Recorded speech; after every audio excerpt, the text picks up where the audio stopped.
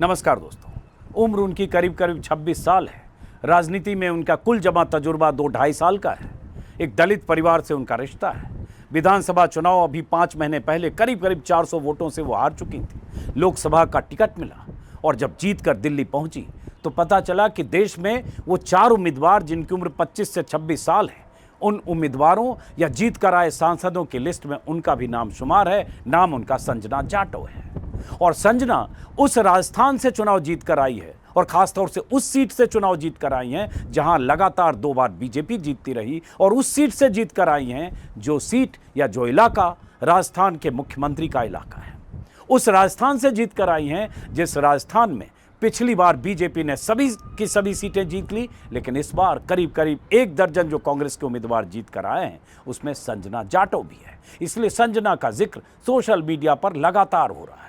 लगातार उनके पारिवारिक पृष्ठभूमि की, उनकी घरेलू जिंदगी की, उनके पति की, उनके 2 बच्चों की, और किस तरह से संजना ने चंद महीनों में ऐसी छवि बनाई कि एक बीजेपी के नेता को न सिर्फ शिकस्त दी बल्कि नाम इस तौर पर दर्ज कर लिया कि 26 साल की उम्र में जीतकर कुल जमा 2-2.5 साल के तजुर्बे के साथ दिल्ली आ गई। तो मिलते हैं संजना जाटव से। संजना चुनकर आई हैं राजस्थान के भरतपुर से, पहली बार सांसद बनी। नमस्ते सर। नमस्ते, स्वागत है आपका। बहुत बहुत धन्यवाद सर। और संजना पिछली बार चुनाव लड़ी 2023 में, 23 में ही, हाँ, 23 जो आखिर में चुनाव हुआ राजस्थान में अलवर की सीट थी। हाँ, कठुमर विधानसभा, और 400 कुछ 409 वोट से हार गई। 409 वोट से हार गई कांग्रेस के टिकट पर। और उसके बाद ये 5 महीने बाद लोकसभा चुनाव में जीत कर आ गए। भरतपुर से सोचिए जीत कर आ गई, जहां से 2 बार लगातार बीजेपी जीती है सिटिंग सीट। हाँ, 10 सालों से बीजेपी है, और जो है मैं वहाँ से जीती हूँ, वहाँ सीएम का भी गढ़ है। हाँ, जो राजस्थान के मुख्यमंत्री हैं उनका इलाका है, उनका गृह। और वहाँ पूरे जैसे कि मंत्री, एमएलए, सीएम वहाँ से, तो मेरे लिए बहुत बड़ी चुनौती थी। फिर भी जनता जनार्दन ने मुझे बहुत अच्छा प्यार दिया, सर्व समाज ने बहुत अच्छा प्यार दिया। तो जब मुझे पता चला कि संजना जाटव सारे जो जीत कर आए हैं सांसद, उन सांसदों के साथ ये भी दिल्ली आई हैं, तो मैं नंबर कहीं से मैंने तलाशा और उसके बाद मैं आया हूँ वेस्टर्न कोर्ट में, जहाँ जो नए सांसद हैं जो यहाँ ठहरे हुए हैं। तो मैंने सोचा कि ज़रा संजना से बात करूँ, समझूँ इसका स्ट्रगल, इतनी कम उम्र में सांसद बनना, क्या सोचकर बनी हैं, आगे जहाँ से जीत कर आई हैं वहाँ के लिए क्या करना चाहती हैं। तो पहले हम थोड़ा आपके पास से शुरू करते। पहले तो ये हुआ कि कल आप लोगों की सोनिया गांधी से मुलाकात हुई। हाँ जी। तो एक तस्वीर मैंने देखी, सोनिया गांधी आपको हग करके या कंधे पर हाथ रख के आपके साथ तस्वीर में थी। तो पहली बार मिली सोनिया गांधी से, पहली भी मिली हैं आप? नहीं, मैं पहली बार ही मिली थी, और मेरी जो ज़िंदगी की पहली मुलाकात कल हुई थी संसद में। तो मुझे बहुत ही खुशी हुई, क्योंकि मैं जिस ग्राउंड से आती हूँ उस तरीके से, आप भी जानते हो, वहाँ तो देखना भी बहुत दूर की बात है, दिखते भी नहीं है। तो उस तरीके से मैं वहाँ मिली, तो मुझे बहुत ज़्यादा बहुत खुशी हुई। तो संजना ये बताओ कि जैसे मैं ही कह रहा हूँ कि मैं हैरान हुआ जब देखा कि ऐसे ऐसे परिवेश से, बैकग्राउंड से लोग चुन कर आए। लेकिन चलो, आप तो एक बार विधानसभा चुनाव भी लड़े।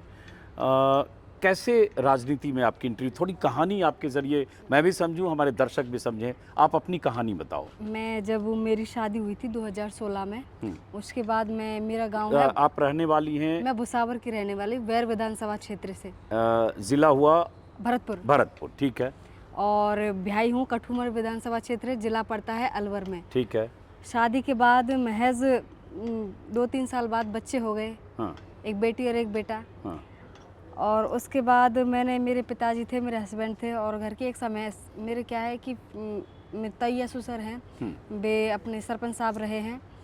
तो उनके ही नज़रों में भाई ऐसी मतलब महिलाओं की सीट आई थी, तो उन्होंने मुझे मौका दिया, घर वालों ने, कि यहाँ पे ऐसा करो, संजना को लड़ाओ। संजना पढ़ी लिखी भी है और समझदार भी है, जो अच्छी जिला परिषद में लड़ाओ। हाँ, जिला परिषद का जब मैंने चुनाव लड़ा, चुनाव के बाद ही मैंने मेरे क्षेत्र में बहुत अच्छे से काम करवाए, ईमानदारी से काम करवाए, किसी के आज तक किसी की चाय की दागी नहीं हूँ, और उसी बेस पे, और जनता ने मुझे बहुत अच्छे से समर्थन दिया। तो जनता की और सबकी एक उम्मीद थी कि संजना विधानसभा में जाए, जिससे कि हमारे जो कठुमर विधानसभा क्षेत्र है उसकी आवाज़ बन सके। क्योंकि मैं जिस एरिया से आती हूँ वहाँ मतलब विकास का है बिल्कुल ज़ीरो है।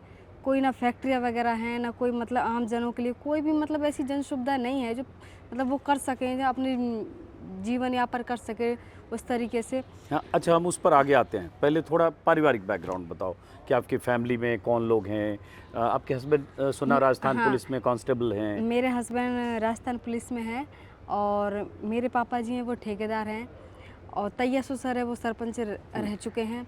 और मेरी जो फैमिली है, जो मैं भुसावर की रहने वाली हूँ, मेरे पापा जी मतलब एक किसान परिवार से है, एक ट्रैक्टर चलाते हैं। जिस घर से और जिस लेवल से आती हूँ मैं, अभी विधानसभा के चुनाव के महज 1-2 महीने 1-1.5 महीने पीछे मतलब मेरे पिताजी ख़त्म हो गए। उनको अच्छा। साइलेंट अटैक से ख़त्म होने के बावजूद भी जो सुना मुझे कहीं कि बहुत दुखी थे आपकी हार हुई विधानसभा में, ये सही है क्या? कहीं वेबसाइट देखो पर इधर उधर आप भी दिखा। जानते हो जब बच्चा बच्ची कोई भी हो, बेटा बेटी जब आगे बढ़ता है और जिस चीज़ को लिए वो संघर्ष करता है, वो चीज़ अगर उसको ना मिले और इस तरीके से देखो घर में भी एक सदमा सा, क्योंकि मेहनत भी उसी प्रकार की थी। आप भी जानते हो मैं उस गरीब परिवार से भी हूँ और जिस तो तरीके चलते हो, से हाँ। मैं आगे बढ़ी हूँ तो परिवार का सबसे अच्छा सपोर्ट रहा है। और जब मैं विधानसभा का चुनाव लड़ी महज 409 वोट से हार गई। पार्टी ने एक तरीके से बहुत अच्छा समर्थन मिला, जनता को बहुत प्यार मिला। उन्हीं के आशीर्वाद से फिर मैं क्या है कि आज तक कहीं रुकी नहीं हूँ। जब अच्छा, से मैं फील्ड में हूँ आज तक कहीं अब ये ऐसा नहीं। बताओ, चूंकि उम्र बहुत कम है, 26 है शायद। हाँ 26 साल 1 मई को हुई है। 1 मई को बर्थडे था। 2016 में आपने बताया शादी हुई। हाँ 2 बच्चे हैं, एक हाँ, बेटी और एक एक बेटा। अब सब ये जानना चाहेगा कि इतनी कम उम्र में विधायक का टिकट कैसे मिला।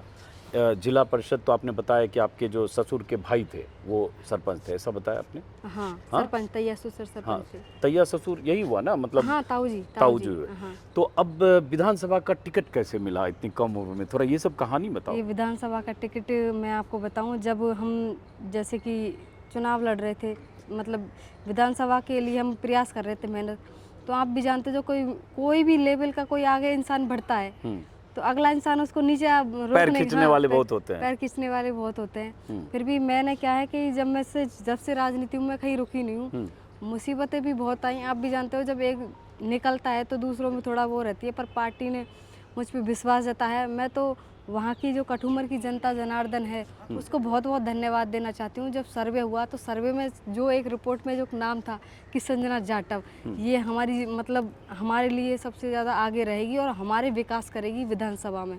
ये सर्वे में आया। हाँ सर्वे में है तो पार्टी ने फिर इस पर विचार किया। फिर मुझे मतलब ऊपर अपने पार्टी के आला कमान और अच्छा, अपने ये जो पार्टी का आला कमान बोल रहे हो, तो जैसे अब राजस्थान में प्रदेश अध्यक्ष गोविंद डोटासरा थे, यहाँ आला कमान खड़गे अध्यक्ष हैं प्रियंका, राहुल, सोनिया गांधी हैं, तो आपका आशय कहाँ से है? मेरा या वहाँ अशोक गहलोत मुख्यमंत्री थे या सचिन पायलट, या तो आपको कहाँ से लगा कि मदद मिली टिकट मिलने में? मैं आपको बताऊं, अपने राजस्थान से अपने बड़े जो लीडर हैं प्रदेश अध्यक्ष गोविंद सिंह डोटासरा जी और अपने सीएम साहब अशोक गहलोत साहब और पायलट साहब और वहाँ के जो वहाँ के विधायक थे, जो उनकी हार्दिक इच्छा थी कि युवा आए। और यहाँ पे भी अपने खड़के साहब हैं, सोनिया जी, प्रियंका मैम जी हैं, सबन ने मतलब राहुल जी आदरणीय, उन्होंने सबने मतलब युवाओं को एक तरीके से आगे रखा। जिसने कि हमारी जो भारत जोड़ो न्याय यात्रा चली थी उसमें जब राहुल जी चले थे तो वो युवाओं के लिए एक तो जोश। सुना उसमें भी आप चली थी, राहुल जी से मुलाकात हुई थी वहाँ? हाँ उनके साथ आपने नहीं, मैं और जैसे रैली निकलती है हम उस टाइम पे इतना वो नहीं था कि जैसे मिल पाए उनसे। मैं नहीं मिल पाई तो भीड़ में आप भी थी? भीड़ में उनके साथ थे हम। उसके बाद में फिर प्रियंका गांधी से मुलाकात हुई कभी? प्रियंका माँ, हाँ गांधी जी से मुलाकात प्रियंका से हाँ उसी समय से अपने यहीं आई थी मैं दिल्ली। टाइम लिया था मैंने तो मैम से मिली, मैम से मुलाकात भी हुई। मैम ने बहुत अच्छे से वो किया। तो एक महिलाओं के लिए उन्होंने एक चीज़ बोली कि महिलाओं को आगे आना चाहिए। तो मैम का सबका पूरे परिवार का वहाँ अपने आला कमान का पूरा विश्वास और रहा मुझ पे, इसलिए मुझे 2-2 बार मौके दिए। अब उस पर हम थोड़ा राजनीति पर और बीच में थोड़ा हम आपके पर्सनल जो स्ट्रगल है, लाइफ है, उस पर भी बात करेंगे। तो जैसे मैं कहीं पढ़ रहा था बीबीसी में शायद कि आपने शादी के बाद ग्रेजुएशन भी किया और लॉ भी किया, सही है? बिल्कुल सही है। तो मैंने जब शादी के बाद में क्या, बच्चे हो गए 2 बच्चों के बाद में फिर मेरी जो शादी हुई थी फर्स्ट ईयर के मैंने एग्ज़ाम दे दिए थे। उसके बाद में फिर मैंने 2 साल वहीं से की थी। मैंने जो मेरी तो ससुराल में आके पढ़ाई आपने जारी रखी? नहीं, मैंने मेरी ही वहीं से भुसावर से रहने वाली हूँ तो मैंने वहीं से की थी मेरी पढ़ाई। और लॉ मैंने अलवर से किया हुआ है, लॉर्ड्स कॉलेज यूनिवर्सिटी से। तो उसके बाद में फिर रेगुलर चलते रही और सबसे ज़्यादा सपोर्ट आप जानते हो परिवार की एक मजबूत बहुत अहम होता है महिलाओं के लिए। तो महिलाओं के लिए, पर मेरे जो हस्बैंड हैं वो राजस्थान पुलिस में हैं, उनका सबसे ज़्यादा समर्थन रहा। एक जिस चीज़ से मैं निकल के आई, तो आप भी जानते हो जब आगे कोई इंसान बढ़ता है तो परिवार का सपोर्ट सबसे ज़्यादा अहम होता है।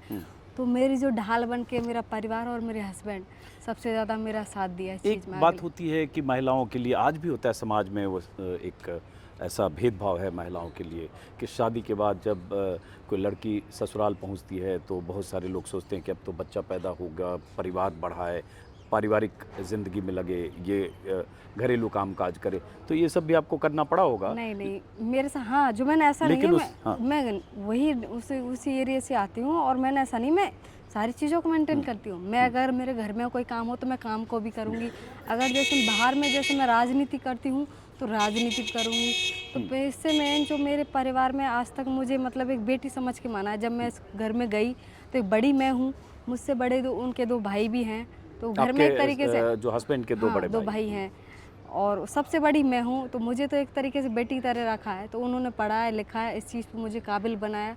तो सबसे ज़्यादा जो मेरी मजबूत है, मैं परिवार से मजबूत हूँ, जिसी आज इस जगह पे खड़ी हूँ। अब ये बड़ा इंटरेस्टिंग है, देखो उम्र आपकी 26 साल है, आप शादी के बाद आती हैं, बच्चे पैदा होते हैं, पढ़ाई करती हैं और एक समाज का जो बहुत तरह का दबाव कॉन्ट्रडिक्शन है वो है, उसी में आप जिला परिषद हाँ, की जिला सदस्य परिषद बनती हैं। सदस्य रही थी 13 पंचायतों से। वहाँ मैंने अपने क्षेत्र में अच्छे से तो काम ये करवाए। उन्होंने जो आपके ससुर ताया ससुर थे उन्होंने कहा और आपको उस समय राजनीति में जाने की इच्छा थी या अचानक लगा या क्या हुआ? वो एक स्थिति अलग देखो, होगी। मैं स्थिति आपको बताऊं, ये वो मेरी स्थिति नहीं थी चुनावों की।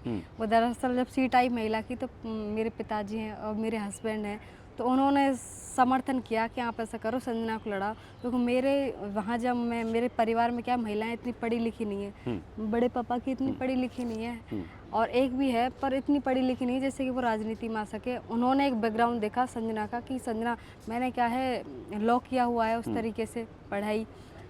फिर मतलब मेरी जो वो रही है, मतलब मैंने हमेशा मेरे पास सब्जेक्ट रही है पॉलिटिकल साइंस, तो मैं थोड़ा सा उससे मतलब जुड़ी हुई हूँ।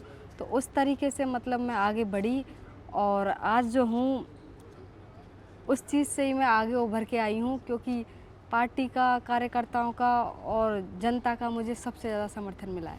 अच्छा, ये भी सही है संजना, कहीं मैंने बीबीसी में या दैनिक भास्कर में पढ़ा कि कहीं ऐसा हुआ कि 2021 में जब जिला परिषद की सदस्य बनी तो अपने ससुर के साथ जयपुर में कांग्रेस नेताओं से मिलने गई, कोई ऐसा ऐसे नेता के यहाँ गई जहाँ 100-150 लोग मौजूद थे और वहाँ कुछ ऐसा हुआ कि उस नेता ने आपके साथ सही बर्ताव नहीं किया, किसी विधायक बनने की बड़ी जल्दी है और इसी बात को आपके ससुर ने सोचा कि नहीं अब तो हम लोग इसका सपोर्ट करेंगे और उसके बाद विधानसभा चुनाव का टिकट मिला। ये कुछ है कहानी? ऐसा नहीं, मैं ऐसा दैनिक ऐसा भास्कर में कुछ भी देखा। नहीं है। देखो, अच्छा। पार्टी में जो इंसान ईमानदारी से आगे बढ़ता है तो उसको उस तरीके से मतलब, और जो जो मेहनत करता है ना, मेहनत करने वाले को कभी हार नहीं होती।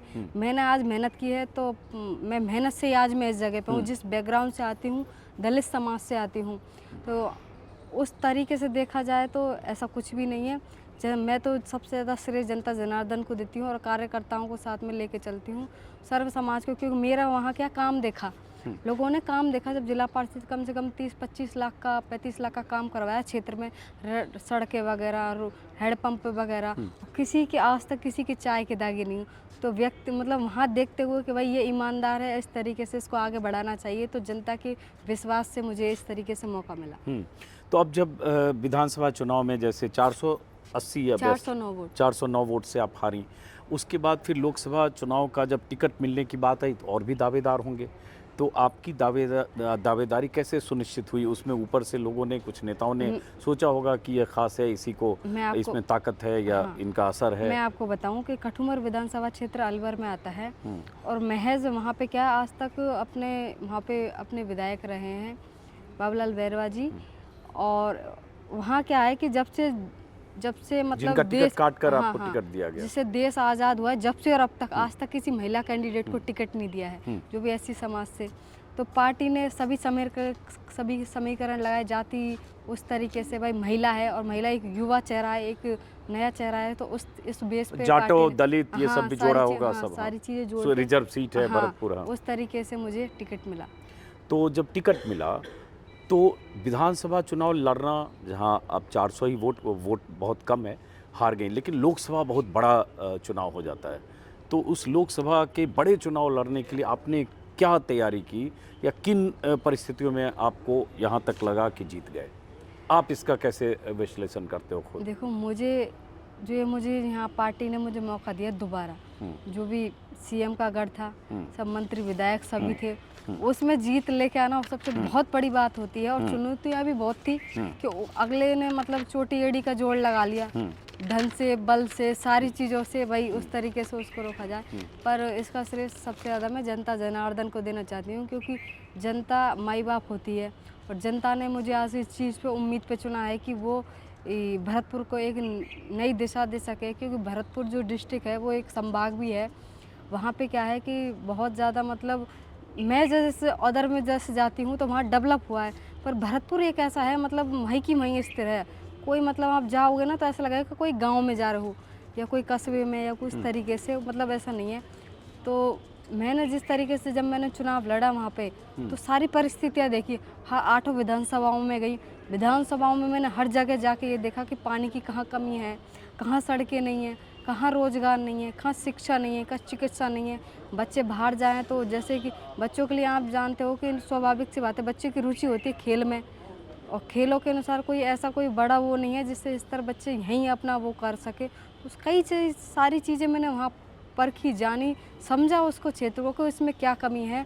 और एक चीज़ भी मैं आपको बता दूं, जब मैंने ये लोकसभा का जब चुनाव लड़ रही थी तो जैसे कि हमारे जो जाट भाई हैं वहाँ पे सब जगह उनको आरक्षण दिया था, एक वही ऐसा था जो वहाँ आरक्षण नहीं दिया। और जो मैं दलित समाज से आती हूँ, अगर मेरे भाइयों को कोई भी अगर अत्याचार को या ऐसा कुछ हो तो मैं हमेशा उनके साथ खड़ी रहूँगी, सर्व समाज के साथ। हमेशा उनकी बेटी हूँ भरतपुर की, हमेशा उनके साथ ऐसे ही बहुत खड़ी अच्छी रहूँगी। बात कर रही हैं आप, सर्व समाज, और इसकी ज़रूरत भी है इस दौर में।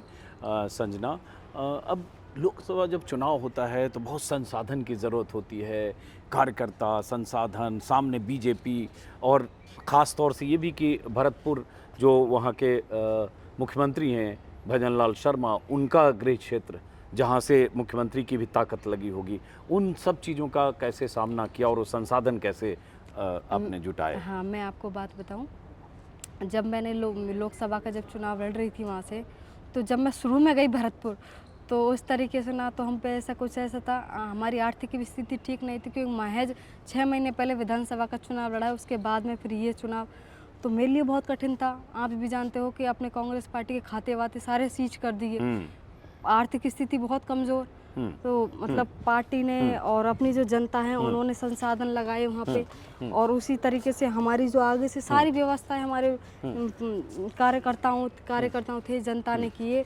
उसी बेस पे मतलब एक चुनाव था, जनता जनार्दन ने हमें लड़वाया, और उन्हीं के उस जीवन आसन पे मैं आज में हूँ। तो पार्टी की तरफ से जैसे उस समय राजस्थान में जो अशोक गहलोत हैं या सचिन पायलट हैं, गोविंद डोटासरा हैं, इन सब की रैलियां, सभाएं आपके इलाके में हुई नहीं, हमारे या वहाँ किन्होंने ज़्यादा? मैं आपको हाँ बिल्कुल, हमारे वहाँ आदरणीय हमारे भरतपुर की आन बान शान आदरणीय महाराज साहब अपने विश्वंत सिंह, हाँ विश्वंत सिंह, और आदरणीय हमारे अलवर की आन बान शान आदरणीय भवर साहब, और वहाँ पे भंवर जितेंद्र सिंह, हाँ भवर जितेंद्र सिंह, और जो सभाएं सबसे ज़्यादा महाराज साहब ने की थी। और उसके बाद में अपने अलवर वाले महाराज से टीकाराम जूली थे, और अपने रंधावा जी थे आए चुनाव प्रचारों के लिए हमारे वहाँ, और अपने आदरणीय हमारे डिप्टी सीएम उप डिप्टी सीएम आदरणीय सचिन पायलट जी, वहाँ उन्होंने सभा की। और उस तरीके से ये इतनी राहुल गांधी की भी कोई सभा हुई? नहीं, हमारे वहाँ राहुल गांधी जी की सभा नहीं हुई, क्योंकि वहाँ का उस तरीके से वहाँ क्या है कि थोड़ा सा अपने महाराज साहब है, तो महाराज साहब का सबसे ज़्यादा वो नहीं, तो और बड़ी बात है आपका क्रेडिट कि राहुल गांधी की सभा नहीं हुई तो भी जीती। लेकिन जैसे भरतपुर का एक इतिहास ये भी है कि भरतपुर से राजेश पायलट ने जब राजनीति की शुरुआत की थी तो पहली बार भरतपुर से जीते थे, पता है हाँ, आपको? पता होगा। उसके बाद में वो दौसा चले गए, और दौसा उन्होंने 5 बार जीता। तो सचिन पायलट का भी एक रिश्ता पिता की सीट के नाते भरतपुर से है। जब इंदिरा गांधी ने पायलट से उनको वहाँ से इस्तीफा दिलवाकर और चुनाव लड़ाया था, और तभी से वो राजेश पायलट हो गए। मुझे अगर याद है राजेश्वर प्रसाद उनका नाम था, और राजेश्वर प्रसाद राजेश पायलट भरतपुर से ही बने, पता होगा। हाँ, सर, पहले ही बने। तो अब अगर हम ये देखें कि आप घर की जिम्मेदारी है, 2 बच्चे हैं, हस्बैंड आपकी सरकारी नौकरी में हैं, और आपको दिल्ली, भरतपुर और ये, तो इसके संतुलन के लिए आपको बहुत मशक्क़त करनी होगी अब?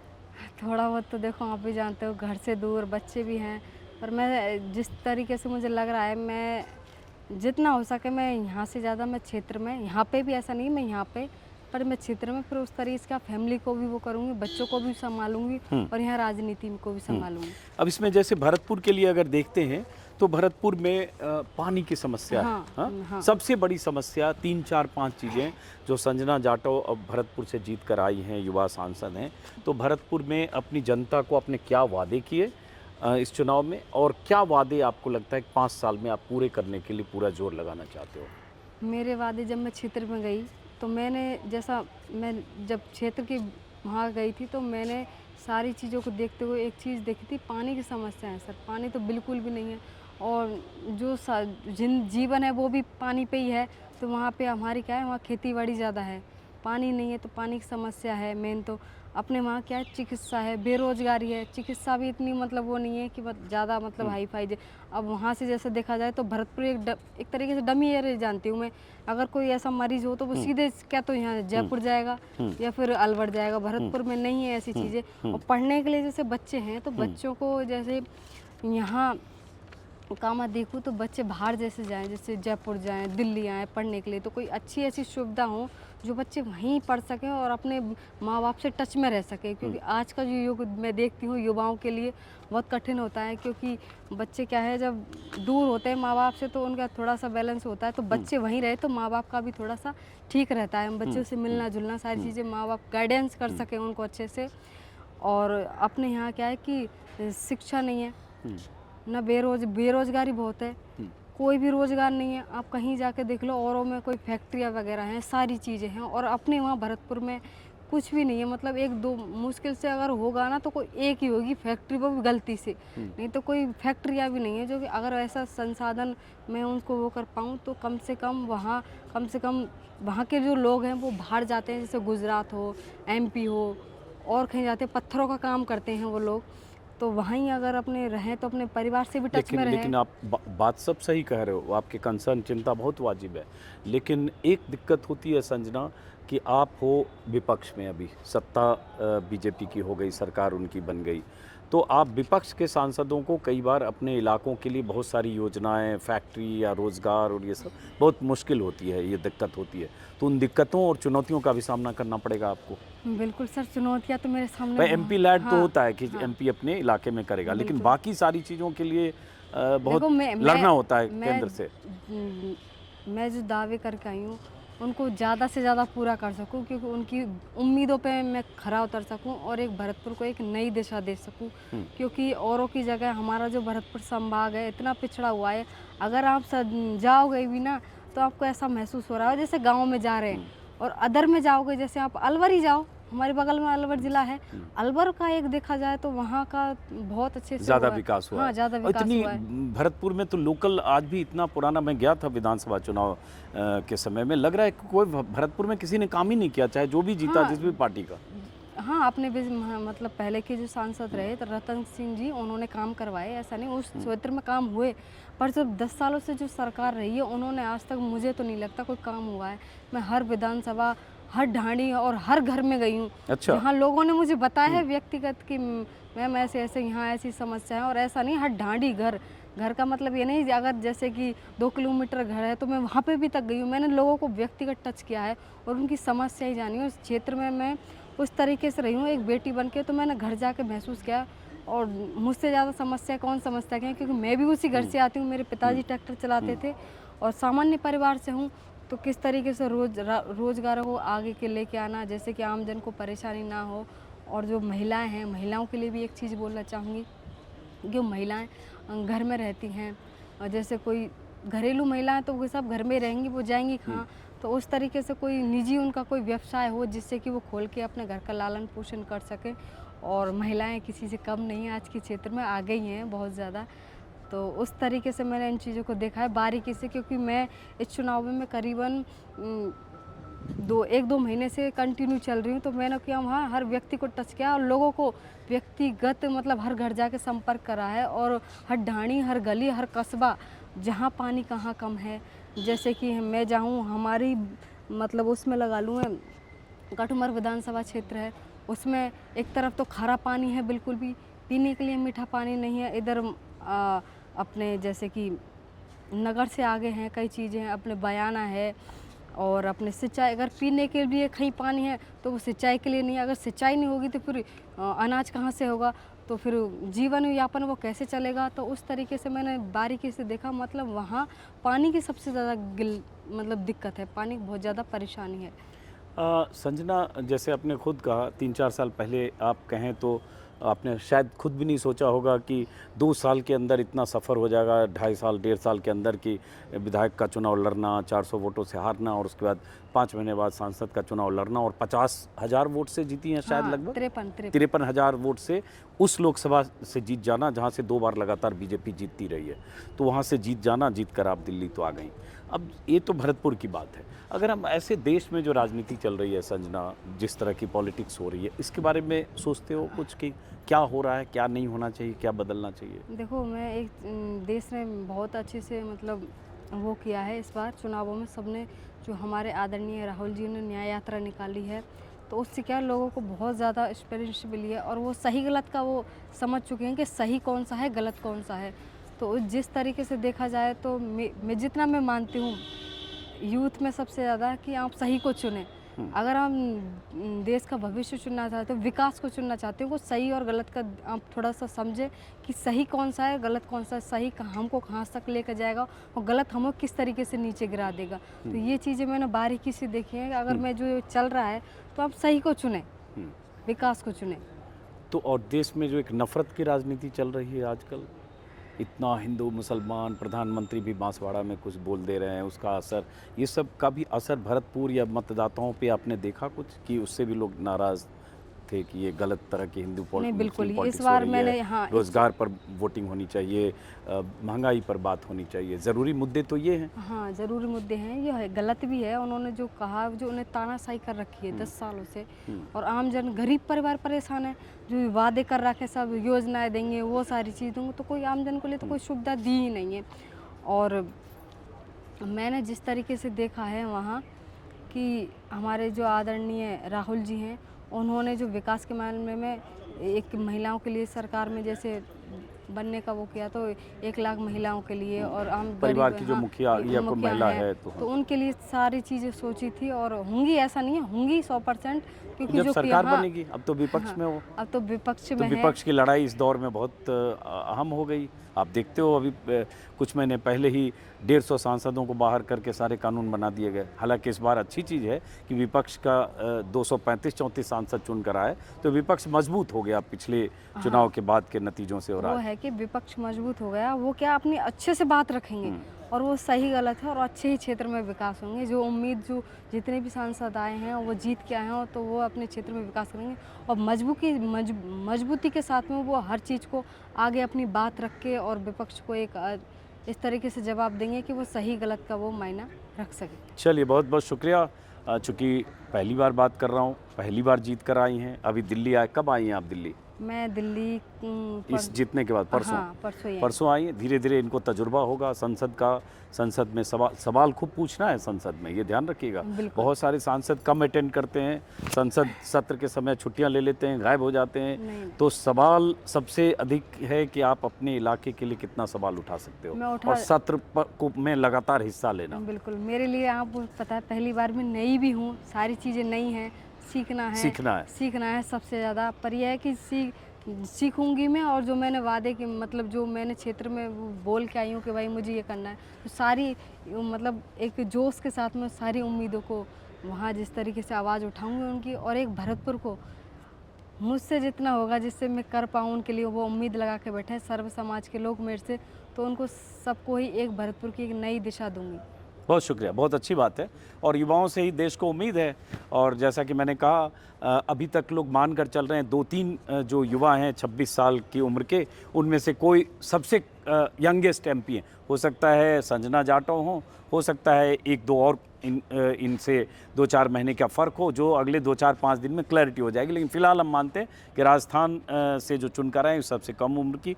और इम्पॉर्टेंट ये है कि एक युवा चेहरा जिसका राजनीति में कोई लंबा कोई ऐसा ट्रैक रिकॉर्ड नहीं है, जो 1 साल 2 साल में ही यहाँ तक संसद पहुँच गई और उस सीट से जहाँ बीजेपी लगातार जीतती रही। और एक अहम बात, जो राजस्थान के मुख्यमंत्री का गृह इलाका है, वहाँ से संजना जीत करें। बहुत बहुत शुभकामनाएं आपको। Thank you, और thank बस you, अपने इलाके की आवाज़ आप संसद में उठाते रहिए। बहुत शुक्रिया। Thank और फिर मुलाकात होगी आपसे जब थोड़ा संसद का आपका तजुर्बा हो जाएगा। बिल्कुल। शुक्रिया, थैंक यू।